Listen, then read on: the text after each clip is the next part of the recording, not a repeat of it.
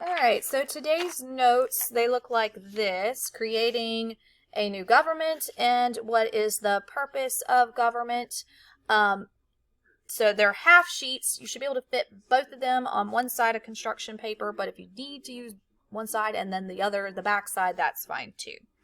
So for this one here, I'm just going to cut away the white edges and get it as neat as I can. I'm not even going to pretend that I could come in here and cut this precisely. That's just not possible.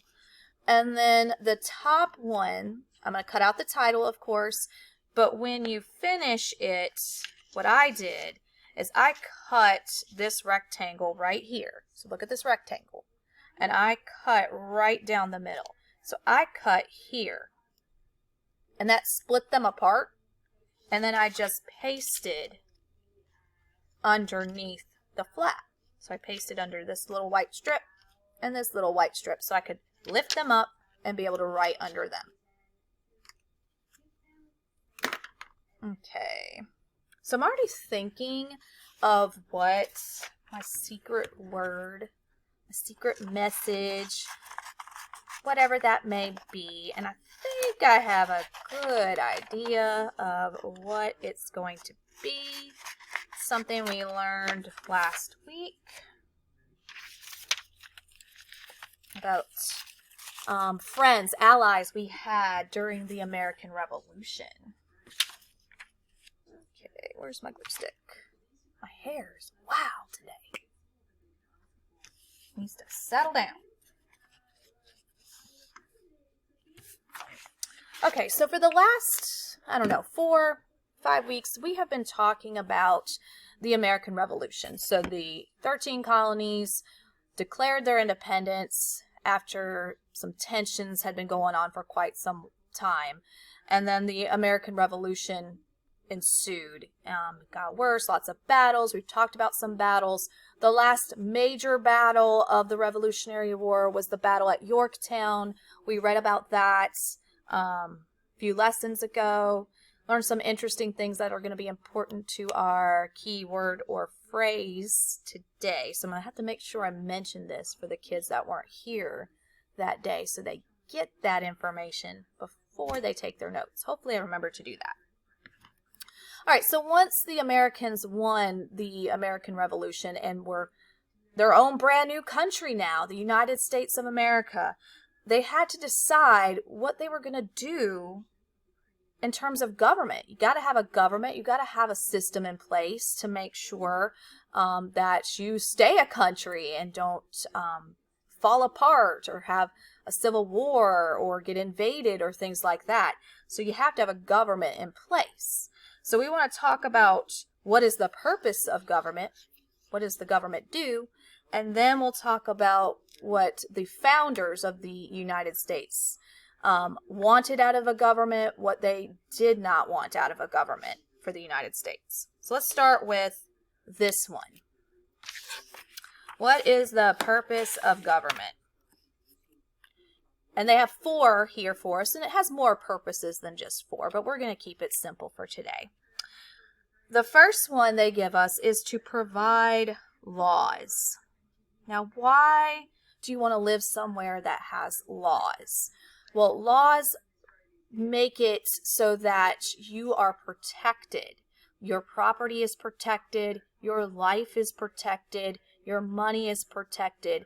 Without laws, there wouldn't be the consequences for someone stealing something from you. Like someone can't just go into your house and steal your Nintendo Switch. That's against the law.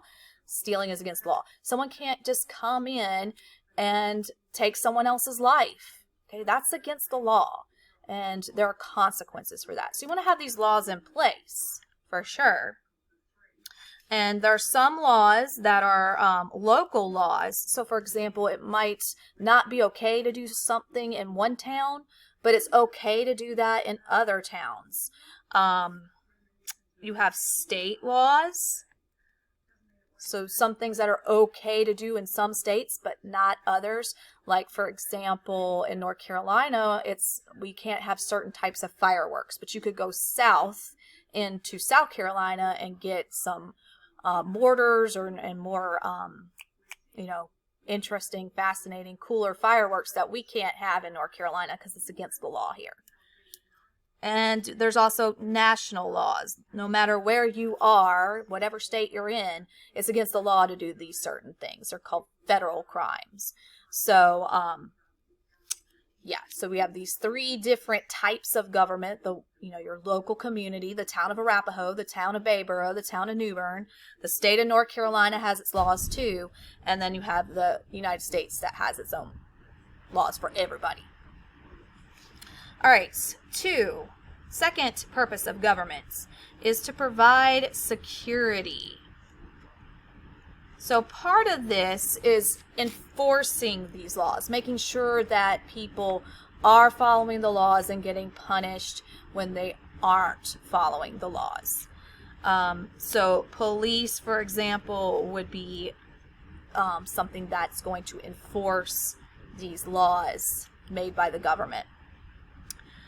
The military, not so much about enforcing laws, but they are providing security for us in that they are protecting our homeland. They're keeping up with the latest weapons, the latest military equipment, so that if anybody decided to invade us or attack us, that they could protect the citizens of the United States and hopefully get that conflict to end very quickly and keep our people safe. All right, third purpose of government, services and supplies. Put an S on it. There we go.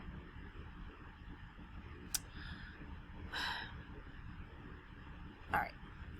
So we've talked a little bit about goods and services, and you might not remember the difference between the two. We've talked about raw materials, goods, and services, and what the difference is between those. Raw materials are those things that are produced by the earth. So you might have to mine or plant or do things to get those raw materials. So things like gold, coal, iron, those are raw materials. People don't make those. The earth makes those. However, goods are things that people make. So like this pen. Okay, the earth didn't make this pen. A person in a factory made this pen. This glue stick. The earth didn't make this. I don't go out in my yard and dig up glue sticks. Somebody made this. This is a good. My rings. Okay, the diamonds are raw materials, but the ring and the gold is too. That came from the earth. But the ring itself is a good because I bought it from a store and people made this ring. They put it together. They used raw materials to make the goods. And then services are different. Services are things people do for other people. Like when I go get my hair done on April 7th, which it means it desperately, my hairdresser is providing me a service. I'm not taking an item from her. She's not selling me an item. She's giving me a service and I'm paying for the work she's doing for me. When you go to the dentist, that's a service. When you go to the doctor, that's a service. Okay. So services, providing services for the people is one purpose of government. For example, the mail service, okay, mailing items to pay your bills or sending a Christmas card to somebody or your grandma sending you a check for $500. You need the postal service. You need the mail trucks to run those things from place to place. That is a service our government provides us. Roads. That's another service, so to speak.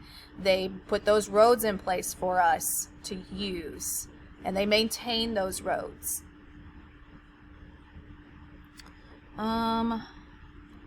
Also aid. So like when we get hit by a hurricane or some other natural disaster comes through, our government will give us those supplies and other services to help us when we're in those times of need. Fourth thing that is a purpose of the government is the economy. This is gonna go so well with what we're doing in A Night Divided. I swear I don't even plan these things. They just come together. All right, so the economy, the money. the goods, the services, and the raw materials all coming together. People are using money to buy these things and getting money when they sell those things. The government oversees that. The degree to which the government oversees and controls it will be the different types of economies we talk about. And they do this by having a budget. Okay, you got to pay for that military equipment. You got to pay the military service members that are there protecting us. You got to pay the mail service. The state of North Carolina, for example, that's a government, right? State has a state government. Provides education. That's a service. Well, it's got to pay its teachers. It's got to pay its teacher assistants. It's got to pay its bus drivers. So you got to have money and a budget to send that money out to the right people, as well as taxes. Yes, that's how they pay the teachers and the teacher assistants and the people who take care of the roads and the mail truck people. It's getting paid with taxes. So, for purposes of government: provide laws, keep us safe, provide services and supplies, pay for those things. All right. Now let's move on. Oh yeah, I should throw that question out here soon. I want you to think about the United States' first friend was a certain country. This country helped the 13 colonies be successful against Great Britain in the American Revolution. And arguably, without the help of this country, it would have been a lot more difficult, possibly impossible, for the colonists to have won against the British. I want you to think about that country, and I'm going to tell you a little bit later what to do with this information. But let's move on. Safety nets. Okay. All right, I'm going to have to cut out a big chunk of this video because I messed up. And so I fixed it and I flipped my flaps around. So that they're right now. So, we're about to write under these. What did the founders of the United States want out of this government, which we now know its purpose? So, what did they want the traits, the specific traits of the U.S. government to be? Now, one thing that you need to understand that in the 1700s, this is like the 1780s-ish, right? All around the world, the overwhelming majority of kingdoms, empires, countries, all of that stuff, the people didn't have freedoms. They couldn't say what they want. They couldn't do what they want. There was usually one person that had total control over everything, or a small group of people that had total control over everything. Think of Gerda, what she's going through in A Night Divided. And that's what we mean by having control into the hands of one person or a small group of people, and the people not having freedom. And that's how it was like for most of human history. The American Revolution was a very new thing. It was a very radical thing for people to have freedom. It was new. It would have been strange. It's not strange for us because we're used to it, but at the time it was very radical, very new. So our founders our founding fathers wanted a government to protect people's liberties, their freedoms. Liberty, freedom, they're close synonyms. So as you go through life and you become an adult and you start voting and participating in politics, keep that in mind. Are the people we are electing protecting our freedoms? Because that's what our government was designed to do. And even these things down here, having police, military, and these laws, they are to protect individuals, like your right to your stuff, your right to your life, your right to your home. That's a part of this package as well. What did they not want in a government? They didn't want the same old for that time period. They didn't want what Gerda's going through in A Night Divided. They did not want the government to be too powerful, can be. All right.